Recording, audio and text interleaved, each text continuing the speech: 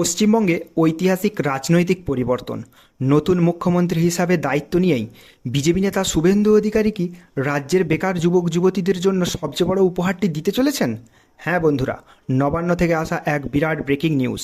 রাজ্যের বেকারদের জন্য শুরু হতে চলেছে একদম নতুন যুবশক্তি প্রকল্প, যেখানে প্রতি মাসে সরাসরি ব্যাংক অ্যাকাউন্টে দেওয়া হবে ৩,০০০ টাকা।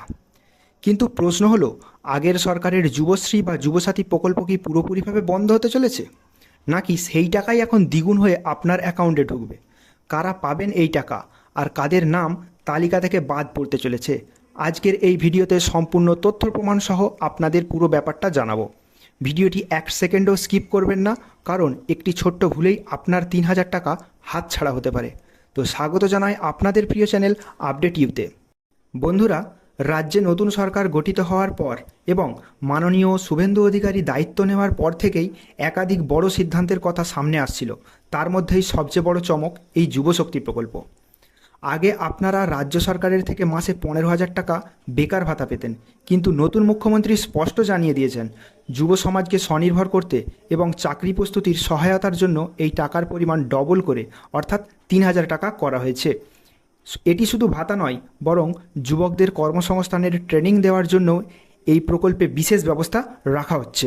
আসা যাক সবচেয়ে গুরুত্বপূর্ণ প্রশ্নে, কারা এই টাকা পাওয়ার যোগ্য? নতুন নির্দেশিকা অনুযায়ী কয়েকটি কড়া নিয়ম রাখা হয়েছে। প্রথমত, আপনাকে অবশ্যই পশ্চিমবঙ্গের স্থায়ী বাসিন্দা হতে হবে। দ্বিতীয়ত, আপনার বয়স হতে হবে ২১ থেকে ৪০ বছরের মধ্যে। তবে সংরক্ষিত শ্রেণীর জন্য নিয়ম অনুযায়ী বয়সে ছাড় দেওয়া হতে পারে, তবে এই বিষয়ে এখনও কোনো সিদ্ধান্ত নেওয়া হয়নি। আর তৃতীয়ত, শিক্ষাগত যোগ্যতা ন্যূনতম মাধ্যমিক পাস হতে হবে। তবে এখনও একটি বড় টুইস্ট আছে বন্ধুরা, নতুন সরকারের এই ভেরিফিকেশন প্রক্রিয়া অত্যন্ত কড়া করতে চলেছে। কার নাম বাদ পড়বে সেটা এবার ভালো করে শুনে নিন। টাকা পাওয়ার আগে এই সাবধানতা অবলম্বন না করলে আপনার নাম কিন্তু লিস্টে আসবে না। প্রথমত, আপনার বা আপনার পরিবারের যদি কেউ পিএফ অ্যাকাউন্ট থেকে থাকে, অর্থাৎ কেউ যদি সরকারি চাকরি করেন, তবে আপনি এই সুবিধা কিন্তু পাবেন না। দ্বিতীয়ত, পরিবারের কেউ যদি ইনকাম ট্যাক্স বা আয়কর প্রদানকারী হন, তাহলে আবেদন করা যাবে না। আর সবচেয়ে বড় কথা, ডিজিটাল স্ক্রুটিনির মাধ্যমে দেখা হবে আপনি অন্য কোনো সরকারি আর্থিক সুবিধা নিচ্ছেন কিনা। তাই কোনো তথ্য ভুল দিলে আপনার আবেদনটি সরাসরি রিজেক্ট হয়ে যাবে।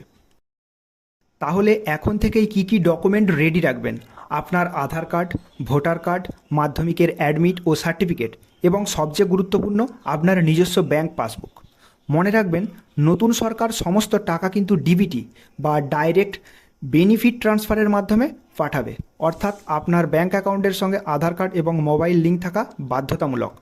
নতুন মুখ্যমন্ত্রী শুভেন্দু অধিকারীর নির্দেশ অনুযায়ী এই প্রক্রিয়াটিকে সম্পূর্ণ দুর্নীতিমুক্ত এবং স্বচ্ছ করতে একটি নতুন পেপারলেস অনলাইন পোর্টাল তৈরি করা হচ্ছে। খুব শীঘ্রই নতুন পোর্টালের মাধ্যমে অনলাইনে আবেদন শুরু হবে, যেখানে আপনি নিজের মোবাইল বা কম্পিউটার থেকেই ফর্ম ফিল আপ করতে পারবেন। এছাড়া যারা অনলাইনে পারবেন না, তাদের জন্য নিকটবর্তী বিডিও বা এসডিও অফিসে গিয়ে অফলাইনে ফর্ম জমা দেওয়ার অপশনও রাখা হচ্ছে। বন্ধুরা, পশ্চিমবঙ্গের এই নতুন রাজনৈতিক জামানায় যুবশক্তি প্রকল্প নিয়ে অফিসিয়াল বিজ্ঞপ্তি এবং আবেদনের ডাইরেক্ট লিঙ্ক প্রকাশিত হওয়া মাত্রই সবার আগে ভিডিও পাওয়ার জন্য আমাদের এই চ্যানেলটিকে সাবস্ক্রাইব করুন। আপনি কি নতুন ৩,০০০ টাকার যুবশক্তি প্রকল্পের সুবিধা নিতে চান? কমেন্ট বক্সে অবশ্যই ইয়েস লিখে জানান। আর আপনার ব্যাংক অ্যাকাউন্টে ডিবিটি লিঙ্ক আছে কিনা কীভাবে চেক করবেন তা জানতে কমেন্ট সেকশনে ডিবিটি লিখুন। এই ধরনের সমস্ত ব্রেকিং এবং রিয়েল আপডেট সবার আগে পেতে এখনই আপডেট ইউ চ্যানেলটিকে সাবস্ক্রাইব করুন এবং বেল আইকনটি অল করে রাখুন। তো দেখা হচ্ছে পরের ভিডিওতে। ধন্যবাদ।